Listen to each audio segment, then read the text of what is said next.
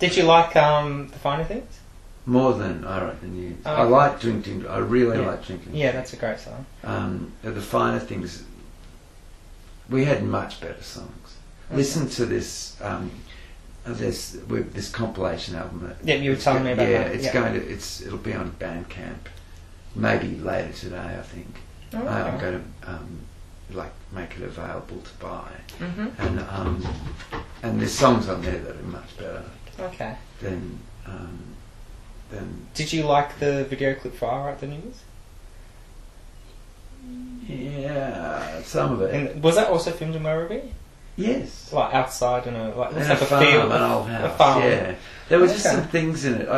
I mean, it's kind of great because it's got so much of that 80s ethic in it. Yeah. And that sort of thing. I like all that stuff. There's just a few bits in it that give me the heebie-jeebies. Okay. A bit with me in the chair. Yes. with just between me and the camera there, it's a little bit odd. Oh.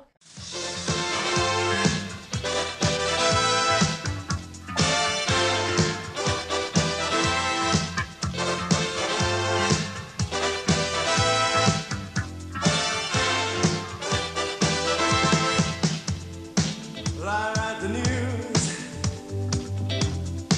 I write the news.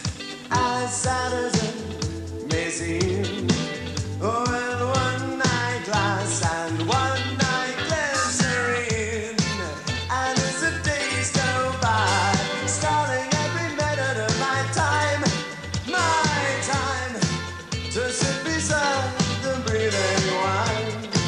As the days go marching by, should I depend on them?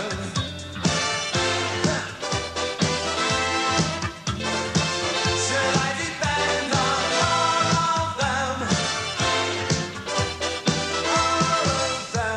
all of them, all? I can remember going to an editing session of the film clip and actually making them cut a whole lot of that out. Okay. Because it was just too kind of, I don't know, I felt like I looked like I was really up myself, sort of.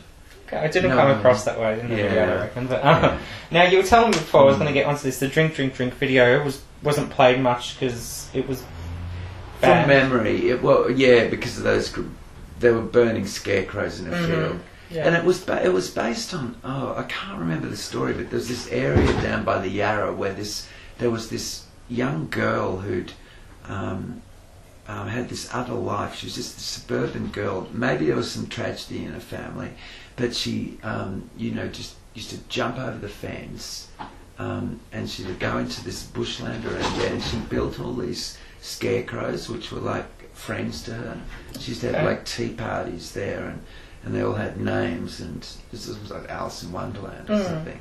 And that's what the film clip was based on, but burning scarecrows. I don't know why they were burning. Oh yes, she burned all the scarecrows and herself to death. So it was based on a true story? Yeah, they were in a giant Did this happen around that time, or was that long before that? One of the guys from that Swinburne mob made a film about it and researched it. And was that your idea to base the clip on? No, I think it was that was their idea to do that. Was that also done by Paul Goldman? Or? Yeah. We wanted to do a lot harder clip because around that time there were a lot of bands like Sejavka and Geisha and that sort of thing. We didn't see ourselves as being part of that, but the press was putting us with them because we kind of looked a bit like them with the hair and all that sort of stuff, and we needed to push ourselves away from that, so we were trying to go a lot darker. Just because it wasn't our thing.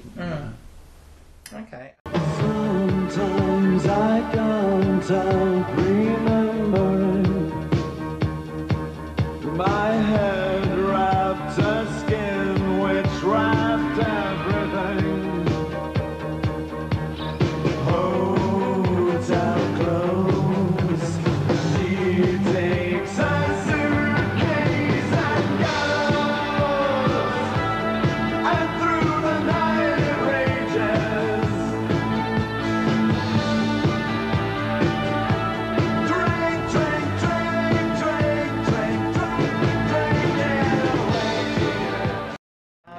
and the thing which I like about a lot of the Beargarden singles, on the 12 inches to the 7 inches, they've got different B-sides. Yeah. So, was that like your Just pretty much idea? To make things available on different formats? Yeah. Well, at that time,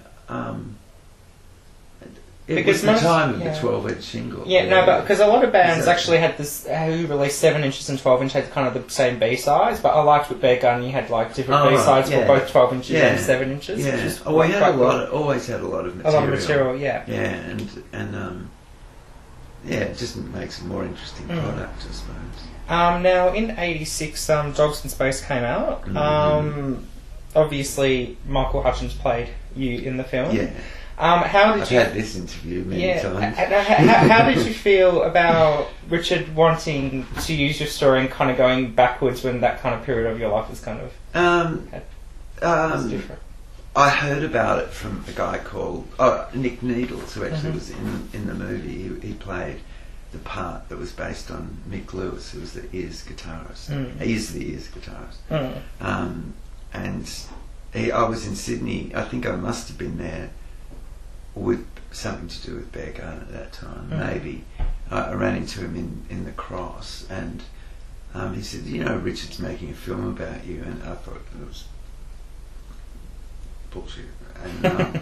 And then gradually, he didn't sort of tell me ahead of time, and then I gradually found out more about it, and sort of got involved with it a bit, and then saw the finished cut and was totally outraged. And so you didn't approve? No, because you don't know about that little problem between me and Richard. No. It's all solved now, but the death of the main lead character, the way it was painted with the heroin and all that sort of stuff. Even though it was sort of a fictionalised version, fair enough, but it didn't, to my eye, it made me look as if I was the character who sort of introduced that character. And in reality, that because I was actually going to ask how much in that film is kind of true, or so But that, I didn't care about like small little things, but you see that was still very raw for me. It was the worst thing that had ever happened to me, that losing that girlfriend, Christine, and like grief when you're young, when you're totally in love. It's so. I just, I've never felt anything worse. My parents died; that was just natural. But and just the notion for me and for Christine's family and for people who are close to me, that just the what's the word, the perception that kind of I'd been the one who, if she hadn't met me, it wouldn't have happened. You know what I mean? And it wasn't like that in reality, and in the film it looked like it, and that hit a real sore spot, and so for a long time I was very upset about that. So you and Richard are fine now? Yeah. And did you like the way that Michael played you?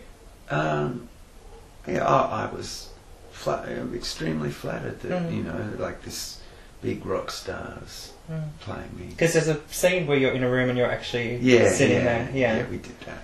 Yeah. We're Dogs in Space.